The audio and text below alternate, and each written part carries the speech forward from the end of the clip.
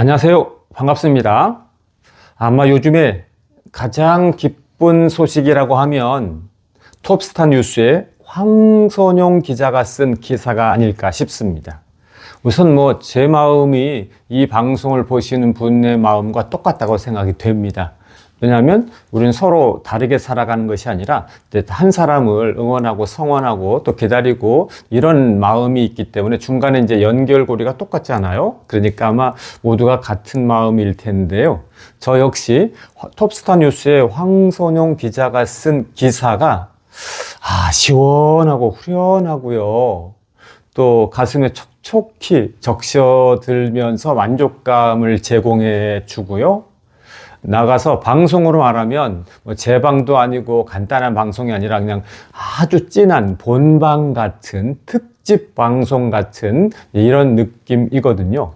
또 시원한 맑은 샘물 맛있는 것 같고 또는 아주 건강에 좋은 달디단 이런 맛있는 음식을 먹는 것 같고 진수성찬 먹는 것 같고요. 또 산으로 말하면 우리나라의 이 백두대간, 긴 백두대간 또는 이제 이 세계로 넓히면 히말라야 산맥 같은 거대한 이런 산을 등정하는 이런 느낌이라고 할 수가 있겠죠. 그런 만큼 이 톱스타 뉴스의 황선용 기자가 쓴 기사가 정말 장대하고 웅대하고 거대하다. 그러면서도 또 섬세하다라고 얘기할 수 있는데요. 보통 이제 크면 거칠잖아요. 또 섬세하다 그러면 또 좀 작잖아요. 그런데 톱스타 뉴스 황선용 기자의 글은 거대하고 장대하면서도 아주 섬세하다라고 이야기할 수 있겠습니다. 이번에도 김호중 가수의 친구라는 노래를 분석하고 해설하고 평론하고 아름다운 필치로 묘사를 해줬는데요.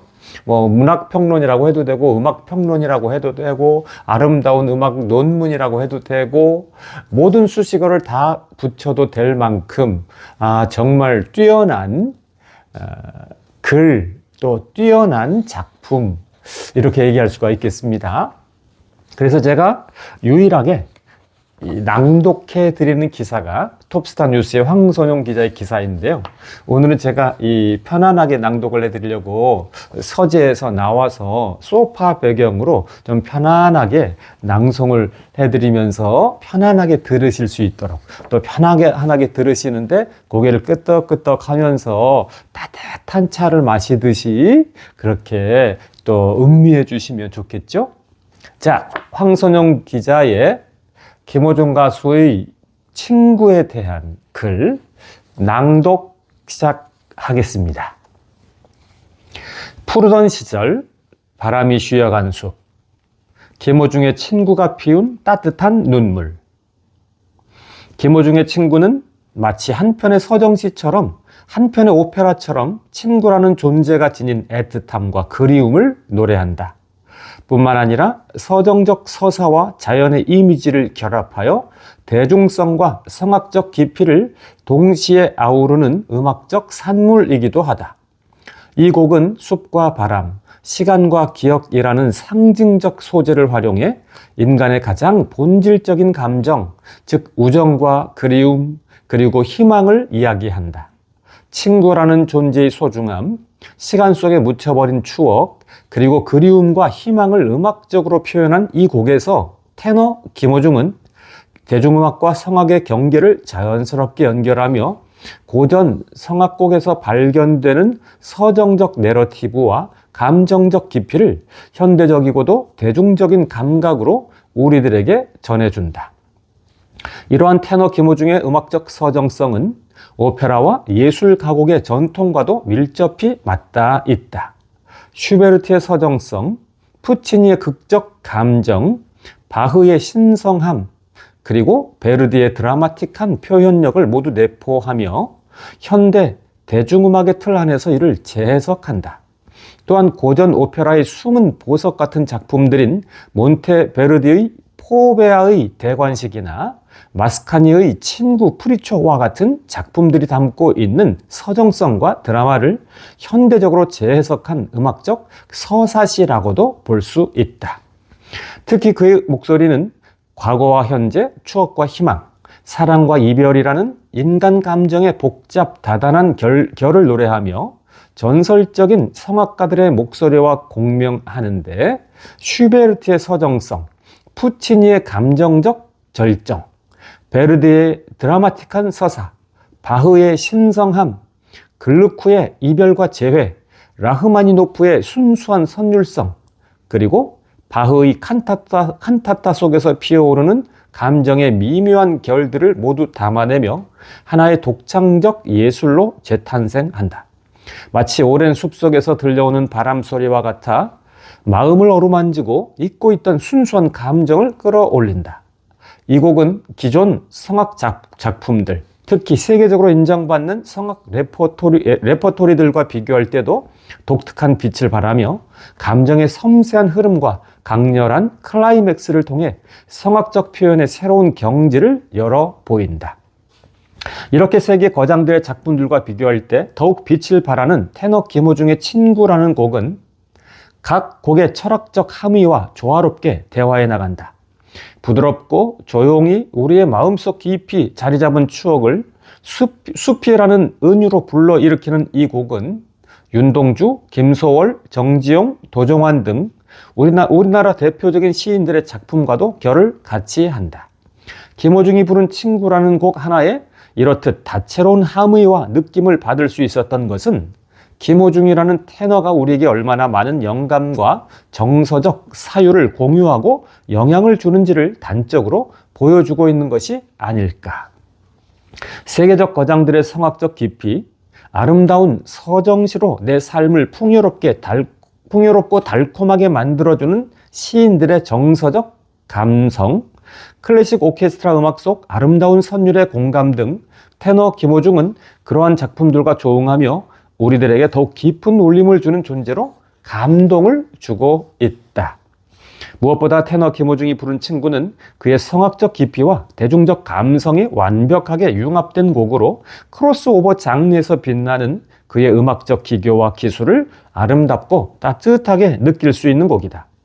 이 곡은 테너 특유의 풍부하고 부드러우면서도 따뜻한 음색으로 시작되며 감정의 흐름에 따라 다양한 성악 기법을 자유자재로 구사함으로써 감정을 서서히 고조시킨다. 그의 중저음은 안정감과 감성의 울림을 제공하며 이는 곡의 서정적인 분위기를 견고히 지탱하는 중요한 요소로 작용한다. 첫 소절에서 느껴지는 그의 레가토 기술은 음과 음 사이를 부드럽게 연결하며 마치 한 편의 긴 서사시를 담담하게 읊조리듯 노래하는 듯한 감동을 준다. 김호중은 이 곡에서 음정과 리듬의 미세한 변화를 통해 다채로운 다이내믹스를 표현하며 가사의 서정성을 극대화한다. 특히 포르테와 피아노의 절묘한 교차는 귀를 사로잡고 감정의 진폭을 확대한다. 곡의 중반부로 넘어가며 그의 벨칸토 창법이 두드러진다. 벨칸토는 아름다운 소리와 완벽한 호흡 조절을 통해 부드럽고 균형 잡힌 음색을 유지하는 기술로 김호중은 이를 통해 곡의 함의와 가사의 섬세한 뉘앙스를 전달한다. 그의 두성 사용은 고음에서도 탁월한 안정감을 제공하며 마치 교향곡의 클라이맥스와 같은 강렬한 감정을 선사한다. 이 모든 것은 그의 철저한 발성 지식과 음악적 통찰력이 결합된 결과다. 김호중은 이 곡에서 스타카토와 아르페지오와 같은 기교를 사용해 감정을 세밀하게 표현한다. 스타카토는 각 음을 짧고 명료하게 끊어 부르며 아르페지오는 화음을 분산시켜 멜로디의 풍부함을 더한다. 이러한 기교는 단순한 장식 이상의 역할을 하며 곡의 구조적 아름다움을 완성한다. 그의 음정 제어 능력은 이러한 복잡한 기교를 매끄럽게 소화할 수 있게 한다. 가사의 감정을 표현하는 데 있어 김호중의 레시타티보적 접근은 주목할 만하다. 이는 극적인 상황을 말하듯 노래하는 기법으로 김호중은 이를 통해 곡의 내러티브를 더 생동감 있게 전달한다.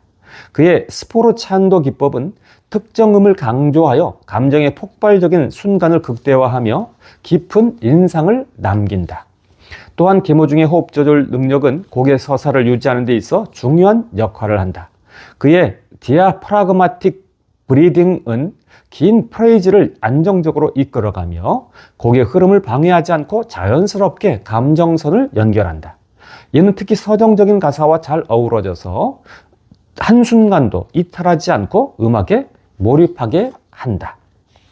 김호중은 이 곡에서 성악적 전통과 현대적 감각을 융합하며 그만의 크로스오버 음악의 수준 높은 감성을 선보인다. 그의 발음은 가사 전달력을 높이기 위해 명확하면서도 부드럽게 조율되었으며 이는 가사의 감동을 직접적으로 느끼게 한다. 특히 그의 중후한 음색과 폭발적인 고음의 투명함은 대비를 이루며 곡 전체에 밀도 있는 깊이감을 부여한다. 곡의 마지막 부분에서 김호중의 크레센도와 디미누엔도는 감정의 절정을 이루며 곡의 마무리를 극적으로 장식한다.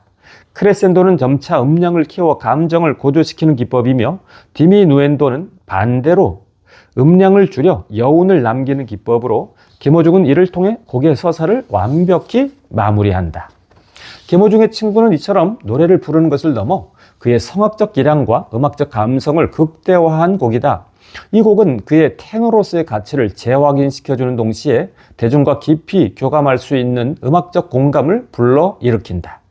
그의 가창력은 기교나 기술적인 우월함을 넘어 음악이 지닌 감정의 깊이를 탐구하고 표현하는 데 있어 독보적인 경지에 도달했음을 보여준다. 게다가 가사의 시적 운율 또한 범상치 않다. 김호중이 노래하는 친구의 도입부에서 저 숲, 그 향기로 우리를 감싸던 이라는 가사 속에서 느껴지는 정서는 음악과 문학, 철학적 깊이를 아우르는 독특한 감동의 공간을 만들어낸다. 이 가사는 마치 슈베르트의 겨울 나그네가 들려주는 한겨울의 숲처럼 감정이 깃든 장소를 통해 시간과 기억을 초월하는 메시지를 전달한다. 김호중이 그리는 숲은 단지 자연의 배경이 아니라 과거의 따스함과 추억을 온전히 품고 있는 상징적 공간으로서 존재한다.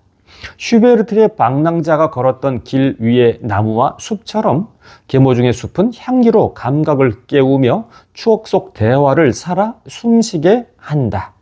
이 숲은 우리의 경험과 감정을 보호하고 때로는 위로하며 삶의 일상적 고통 속에서 숨쉴 공간을 마련해주는 역할을 한다. 김호중의 가사에서 느껴지는 수줍은 우리 얘기를 엿듣던 이라는 표현은 윤동주의 별 해는 밤에서 별 하나의 추억과 별 하나의 사랑과 별 하나의 쓸쓸함과를 읊조리는 그 목소리와 맞닿아 있다. 윤동주의 별이 감정을 담은 기억의 상징이라면 김호중의 숲은 대화와 관계가 스며있는 생생한 은유로 다가온다. 숲은 단지 과거를 반추하는 장소가 아니라 그 시간 속에 머물러 있던 사람들의 이야기를 지금 이 순간까지 들려주는 생명력 있는 공간이다. 수줍은 대화가 자연 속에서 어우러진 모습은 슈만의 시인의 사랑에서 등장하는 정원과 꽃의 속삭임처럼 인간의 감정을 담고 있는 자연과의 교감을 담아낸다. 이러한 감각은 리스너에게 마치 추억 속의 산책로를 따라 걸어가며 들었던 이야기들이 다시 들려오는 듯한 경험을 선사한다.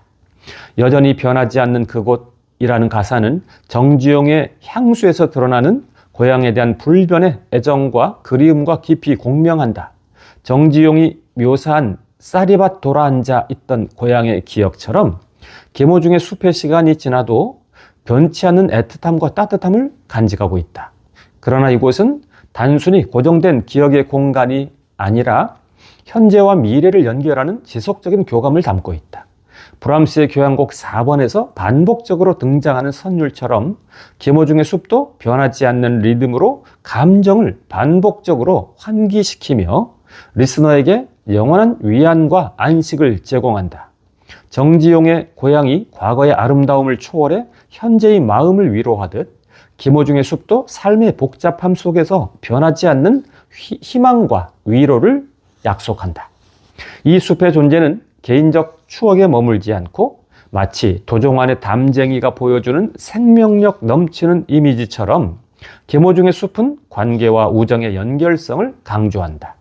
도종환이 담쟁이를 통해 어려움 속에서도 서로를 붙잡아주는 연대감을 표현했다면 김호중의 숲은 함께 나눈 시간과 대화가 현재의 어려움 속에서도 우리를 이끌어주는 힘이 될 수 있음을 상기시킨다. 숲의 향기는 기억의 흔적이자 지금 우리에게 여전히 남아있는 소중한 것들을 떠올리게 하며 그것이 단지 과거에 머물지 않고 현재와 미래를 향한 매개체로 작용하게 한다. 자, 뒷부분은 글을 통해서 또 읽어보시면 좋겠죠. 그래서 제가 더보기와 고정 댓글란에 톱스타 뉴스 황선용 기자의 이 기사를 링크 올려드릴 테니까 한번 또 읽어보시면 낭독으로 들었을 때와 또 다를 겁니다. 그래서 눈으로 보는 맛과 또 귀로 들으시는 이 맛이 좀 다르기 때문에 낭독을 해드렸는데요.